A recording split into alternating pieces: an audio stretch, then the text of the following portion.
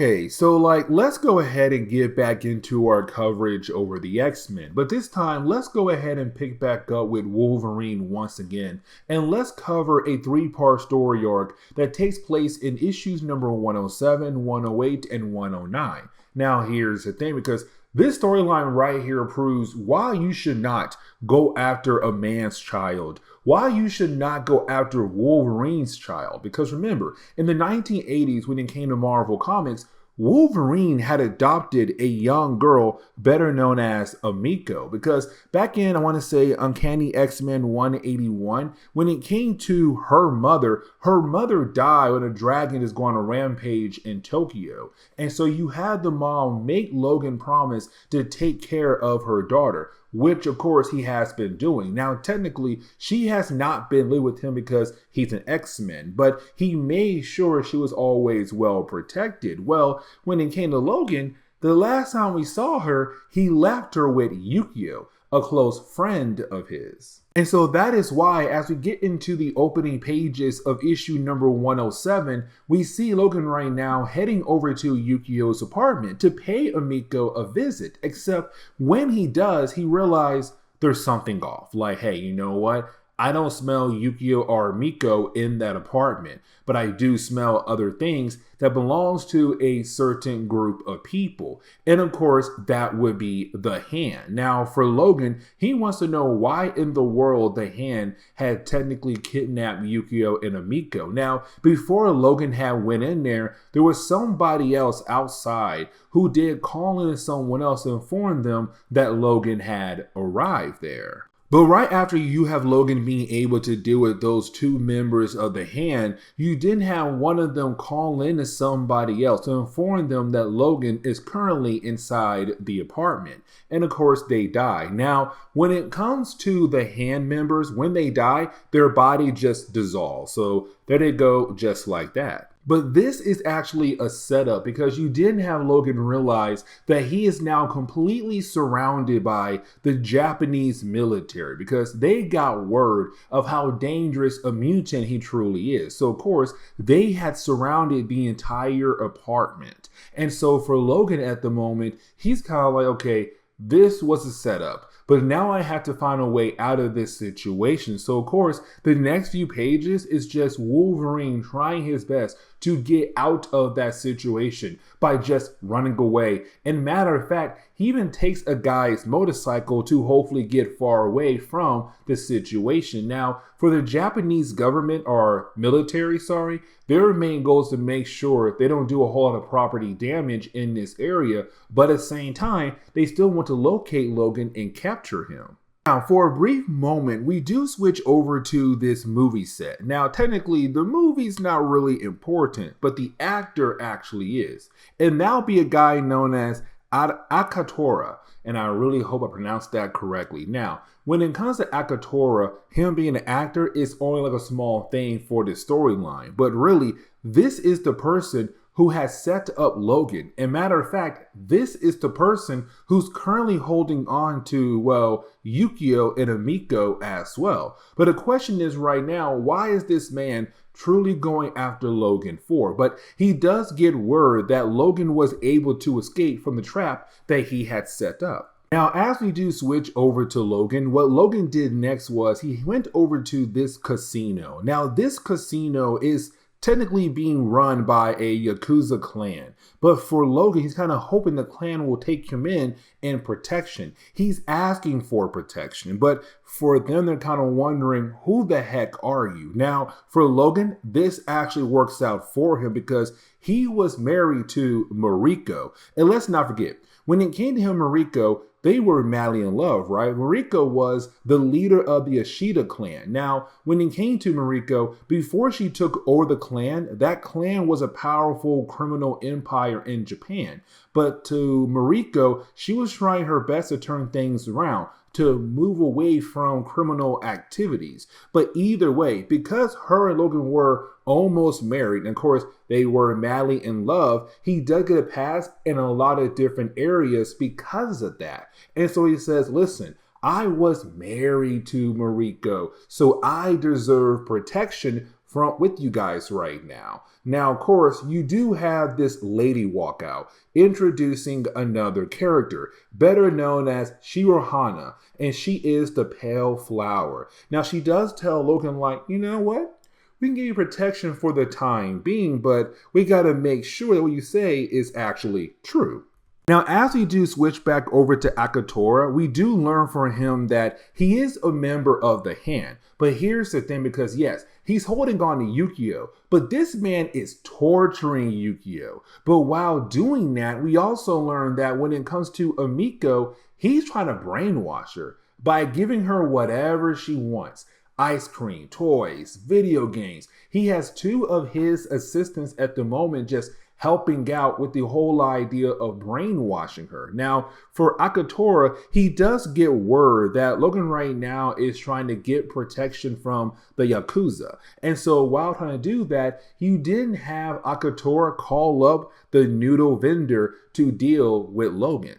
But now I want to switch back over to Logan to wrap up the first chapter of this storyline because it is pretty wild. But as we do jump back over to Logan, he's having a meal with Shirohana. Now, when it comes to Shirohara, the Pale Flower, she does explain to Logan that yes, she would love to give him protection, but now she wants to get revenge against Logan. And here's the reason why. Because she found out that this guy right here, Logan, had killed off her father, Kumo. Now, Kumo was a Yakuza clan leader that Logan did mess with in an earlier storyline that he had killed off. And so when it came to him doing that, well, of course, his daughter found out. This lady right here. And so once she realized who Logan was, she put blowfish in his meal, enough poison to hopefully kill the guy.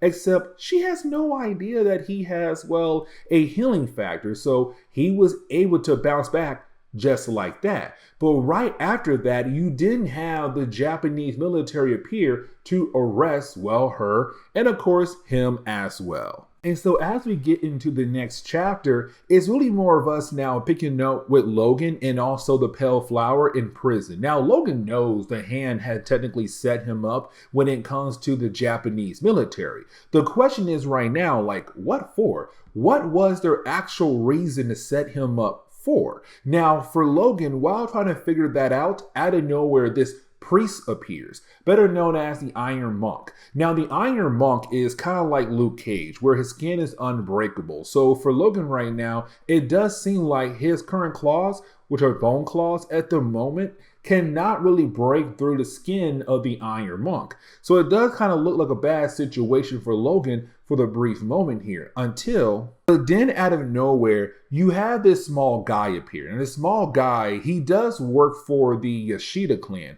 but he was sent there by the Silver Samurai to give Logan the Honor Sword. The Honor Sword is not really given to the leader of the clan, but more like their best samurai, their best fighter. And when it came to Logan, he was given that sword by Mariko. And the reason why, because for Logan at that time, he had killed off Lord Sinjin. Now, Lord Sinjin was the current leader at the time of the Yoshida clan, but the father to Mariko and also the Silver Samurai. When it came to Logan getting rid of him right there, he was fighting for honor and not for greed. And so Mariko gave him that sword to say, hey, listen, you deserve this weapon. And so Logan gave the Honor Sword over to the Silver Samurai, but it's him saying like, listen, I'm not there right now in Japan to help out with your current situation I heard about, but I did send a guy over to you to get a sword back over to you to use against your current enemies like the Iron Monk here. And so you do have Logan being able to use a sword on the Iron Monk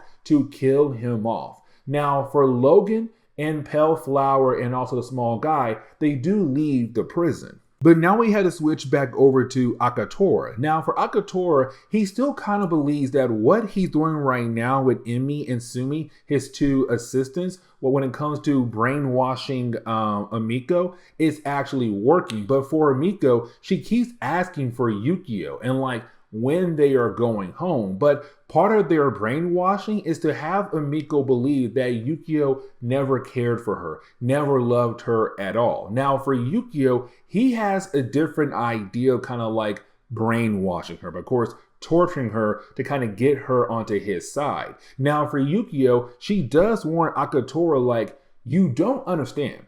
Once you have Logan find you guys, you don't understand what he's going to do to you guys for what you have done to me, but especially when it comes to that small girl that he cares so much for. Now, you do have the noodle vendor call up Akatora to inform him all like, hey, listen, so the Iron Monk is now dead. Now, we do switch back over to Wolverine. Now, when we do, we kind of get the chance to learn about these two new characters with him. Like, for example, when it comes to Yohi, he's actually a well-known enforcer for the Yoshida clan. Now, for Yohi, he also tells us here the Pale Flower is a mutant, that she has the ability to read the minds of other people. So like in that one small page, we do learn some, I say, very important information about these new characters, even though technically they're not going to be around that much longer in Marvel Comics. Now, we do kind of jump back over to the two assistants, Emi and Sumi, who work for Akatora. Now, for Emi and Sumi, they do pay a visit over to the noodle vendor. And the reason why, because he was actually selling information to everyone, including their enemies as well. So you do have the two ladies go ahead and get rid of the noodle vendor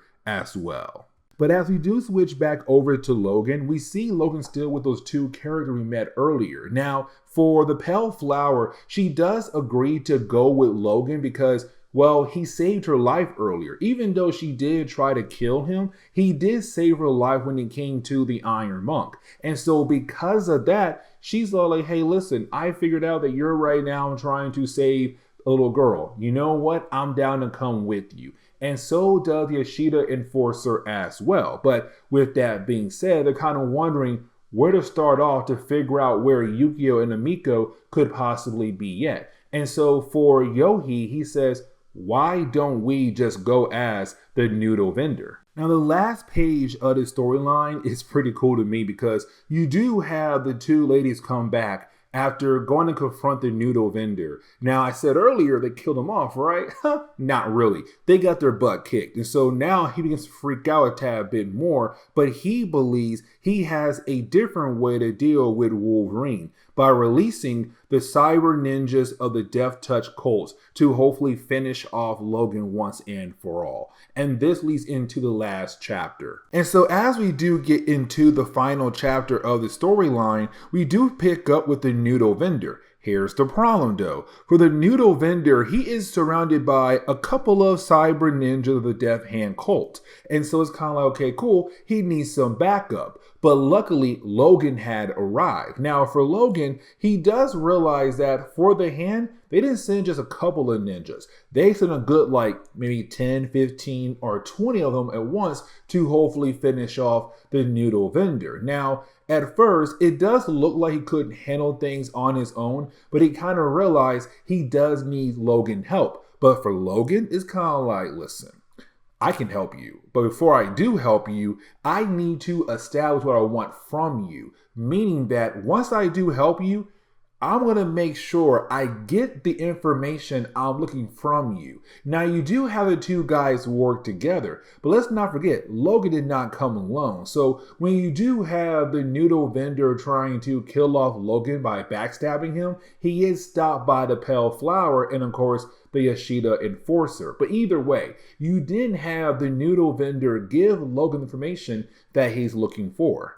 Now, as we do switch back over to the brainwashing of Amiko, it begins to work here because you have the two ladies who are working for Akatora tell Amiko like, hey, listen, so like, as you know, or as you believe right now, that it was this dragon that went on a rampage that had killed off your mother. But in reality, it wasn't a dragon. It was Logan. And the thing is, Logan tricked you into believing that it was a dragon that had killed off your mother. And so the brainwashing is truly working here at the moment. And it does seem like sooner or later, she might join the other side. But this kind of leads into the ending of the storyline because once you do have Logan be able to find out where Akatora is at. And by the way, when it comes to Akatora, he's using this movie studio as a front of one of the many bases of the hand. And so technically, every single person right there who works at the movie studio works for Akatora. But what he did was he made sure all the different movie costumes for the next scene all have been modified to help him and a few other guys to battle against Logan. Now, technically, it does not work out for him at all because once you do have Logan arrive, he does take out all those different guys very easily. And you do have Yohi and also Flower being able to find Yukio and Amiko and being able to save them. And you do have Logan being able to slash the face of Akatora. Now, once he does that, he does inform Logan that one of his allies, could be Noodle Vendor, Pale Flower, or Yohi, is actually working for him. Now, for Logan, he already knows who it is. And that would be the Ashita Enforcer, that technically he was also a member of the Hand as well. So of course for Logan, he was able to realize that his blade was actually poisoned with blowfish poison on it. But either way, you do have Logan being able to regroup with Amiko and also Yukio finally at the very end of the storyline. Here's the thing, because you do have Akatora tell us that he does have somebody who's now in the inner circle of Logan's group, who can now get the chance to hopefully kill off Logan. Now for Akatora, even though he's one of the many leaders of the Hand, he's one of the lower ranking leaders that the higher ups ask him to go through this plan to hopefully get the chance to get rid of Logan. But we do learn who's that one person who's now in the inner circle who might get the chance to kill off Logan. And that would be Amiko. The brainwashing had officially worked. But this is where we're going to end today's comic book video. So please leave me a like down below and subscribe. But guys, see y'all next time. Later.